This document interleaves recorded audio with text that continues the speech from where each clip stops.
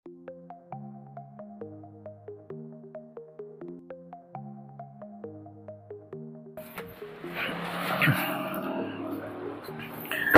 isa sa mga magandang features na meron ito, meron siyang follow me home. Yan. Automatic naglalak siya kapag ang susi ay lumayo na dito sa mini EV na to. At meron siyang 15, 30, or 45 seconds na pwede mong i-set up para sa kanyang follow me home. Kapag nasa iyo pa rin yung remote, nasa bulsa mo, nasa bag mo, paglapit mo pa lang,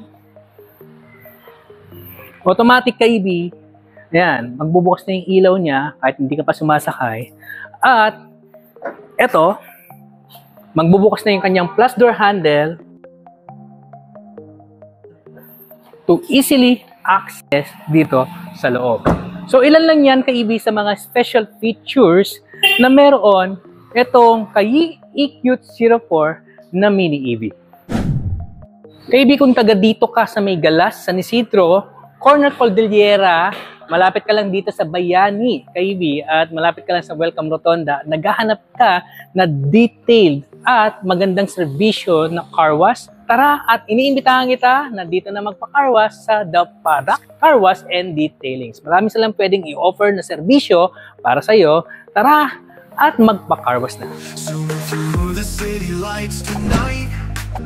Electric dreams taking flight, feel so bright, mark a dot.